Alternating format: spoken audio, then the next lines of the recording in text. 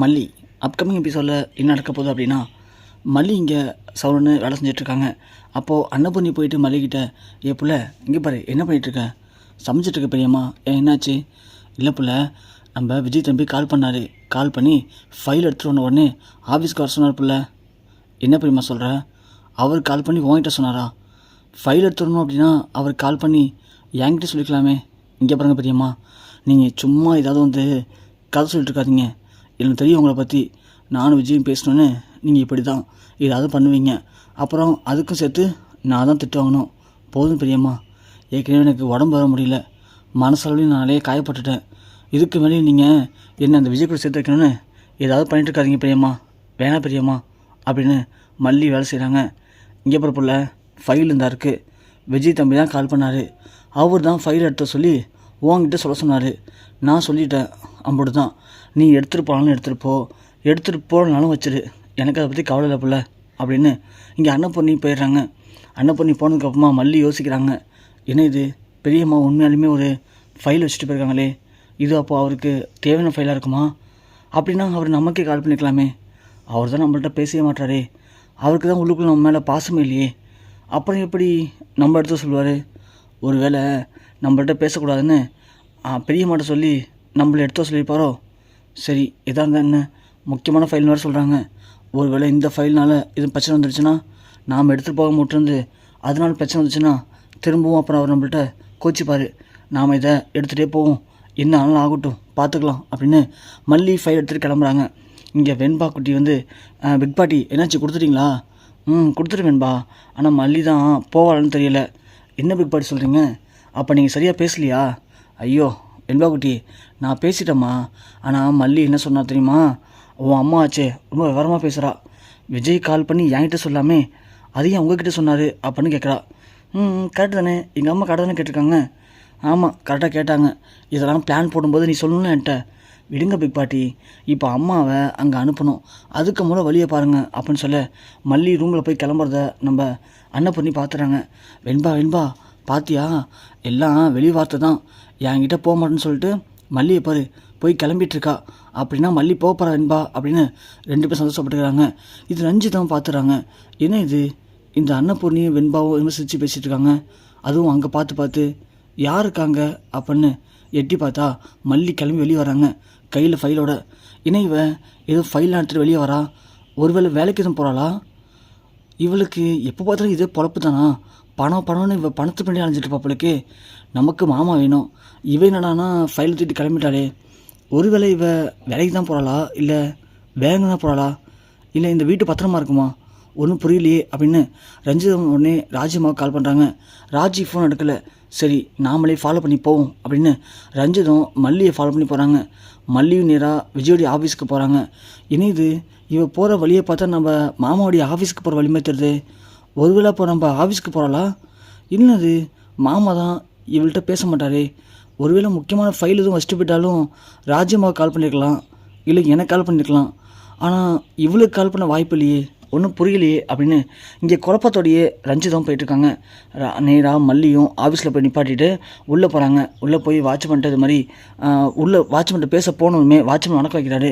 வாங்க மேடம் உட்காருங்க அப்படின்னு சொல்ல ரஞ்சிதம் பார்க்குறாங்க. ஓ, இந்த மல்லிக்கு உள்ள வரையும் பழக்கம் இருக்கா?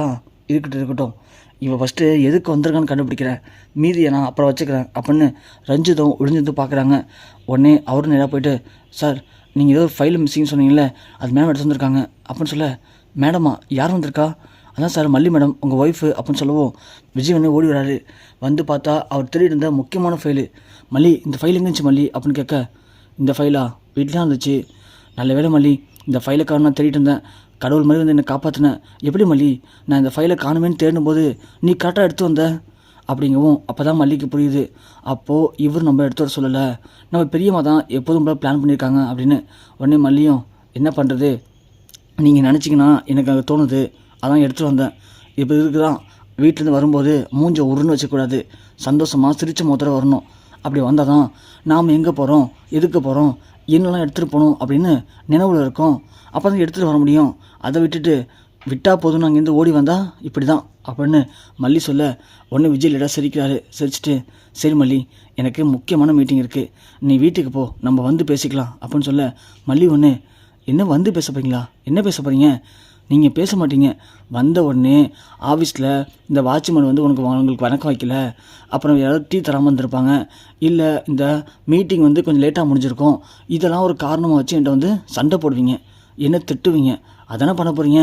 அது எங்கே திட்டுனா என்னங்க அப்படின்னு மல்லி சொல்ல, உடனே விஜய் சிரிச்சுட்டு மல்லி கணத்தை பிடிச்சி கழிட்டு, போ மல்லி நான் வரேன் அப்படின்னு சொல்லிட்டு போகிறாரு. மல்லிக்கு புதுசாக இருக்குது, என்ன இது இவர் இப்படிலாம் பண்ணிட்டு போகிறாரு அப்படின்னு மல்லி சிரிச்சுட்டே வெளியே வராங்க. மல்லி சிரிச்சுட்டு வரதை பார்த்து ரஞ்சிதம் உடனே ராஜ்யம்மா கால் பண்ணுறாங்க. ராஜ்யம்மா எங்கே இருக்கீங்க? ஏன் ஃபோன் எடுக்க மாட்டீங்க? நான் ஒரு முக்கியமான வேலையாக இருக்கேன், சொல்லு ரஞ்சிதம், என்னாச்சு? ஐயோ ராஜ்யம்மா, இந்த மல்லி பார்த்தீங்களா, வீட்டிலேருந்து ஒரு முக்கியமான ஃபைல் எடுத்துக்கிட்டு நேராக மாமா ஆஃபீஸ்க்கு வந்திருக்காரு. வந்து மாமாட்ட கொடுத்துட்டு இப்போது சிரிச்சுக்கிட்டே வரா. எனக்கு என்னமோ சரியில்லை ராஜ்யம்மா. மாமா எதுக்காக ஃபைலு காணணும்னா உங்களுக்கு கால் பண்ணி சொல்லாமல் அந்த மல்லிக்கு கால் பண்ணி சொன்னார். எனக்கு ஒன்றும் புரியல ராஜ்யம்மா அப்படின்னு சொல்ல, ரஞ்சிதம் நீ இப்போ எங்கே இருக்க? நான் மல்லி பிரிண்ட் தான் இருக்கேன். நீ மல்லியை ஃபாலோ பண்ணி போ. வீட்டுக்கு தான் போகிறாளா இல்லை வேற எங்கேயாவது போகிறாளான்னு பாரு, மீதி நான் வந்து பார்த்துக்கிறேன் அப்படின்னு ராஜி நேராக கிளம்பி இங்கே ஆஃபீஸ் வராங்க. ஆஃபீஸ் வந்து பார்த்தா மீட்டிங் போயிட்டுருக்கு. மீட்டிங் பிரேக்கில் விஜய் வெளியே வராரு. வரும்போது ராஜியை பார்க்குறாரு. அக்கா நீங்கள் அக்கா இங்கே அப்படின்னு கேட்க, சும்மா தான் விஜய் இந்த பக்கமாக வந்தேன், உன்னை பாட்டு வந்தேன் அப்படின்னு சொல்ல, சரிக்கா இப்போ தான் மல்லி வந்துட்டு போனான். மல்லியா அவ எதுக்குப்பா இங்கே வந்தான்? இல்லைக்கா ஒரு முக்கியமான ஃபைலை வீட்டில் வச்சுட்டு வந்துட்டேன், அதான் என்ன பண்ணுன்னு தெரியல, அதுக்கு எனக்கு அடிக்க வேண்டியதுனப்பா, நான் ஒன்றே வந்துருப்பால கார் எடுத்துக்கிட்டு. இல்லைக்கா எங்கே வச்சுன்னு ஞாபகம் இல்லை, அப்புறம் இப்படி மல்லிட்டு வந்தா அதாக்கா தெரில, நான் ஃபைலை காணும்னு நினச்சேன், கரெக்டாக மல்லி இந்த ஃபைல் வீட்டில் இருந்துச்சுன்னு சொல்லி அவளே கொண்டு வந்து கொடுத்துட்டு போயிட்டாக்கா. என்ன விஜய் சொல்கிற, உண்மையாவா? எனக்கு என்னமோ சந்தேகமாக இருக்கே. ஃபைலை காணும்னு நீ சொல்கிற, ஆனால் ஃபைல் வீட்டில் இருந்துச்சுன்னு அவள் கொண்டு வந்து அதுவும் கேட்காமலே கொடுத்துட்டு போகிறா. எனக்கு என்னமோ அவன் மேலே சந்தேகமாக இருக்குது விஜய். ஐயோ அக்கா அதெல்லாம் ஒன்றும் இல்லைக்கா, நீங்கள் ஏன் சந்தேகப்படுறீங்க? இல்லை விஜய், அந்த விசா கேன்சல் ஆனதுலேருந்து இப்போ வரைக்கும் எனக்கு அவன் மேலே நிறைய சந்தேகம் இருக்குது. அக்கா நீங்கள் நினைக்கிறது தப்புக்கா. அவளே ஏற்கனவே போலீஸில் அடி வாங்கி ரொம்பவுமே வந்து பார்த்தோம்னா காயத்தோடு இருக்கா, ரொம்ப டயர்டாக இருக்கா. ஆனால் இந்த நிலைமையிலையும் என்னுடைய மீட்டிங் ஸ்பாயில் ஆகக்கூடாது அப்படின்னு கஷ்டப்பட்டு ஆட்டோ பிடிச்சி ஃபைலை கொண்டு வந்து கொடுத்து போயிருக்கா. அதெல்லாம் ஒன்றும் இல்லைக்கா, நீங்கள் நினைக்கிறது தப்புக்கா, நீங்கள் கிளம்புங்க, நம்ம அப்புறம் பேசலாம் அப்படின்னு விஜய் கிளம்புறாரு. ராஜி யோசிக்கிறாங்க. ஓ அப்படியா, அப்போது மல்லி மேலே விஜய்க்கு ஒரு புது அன்பு வந்திருக்கு.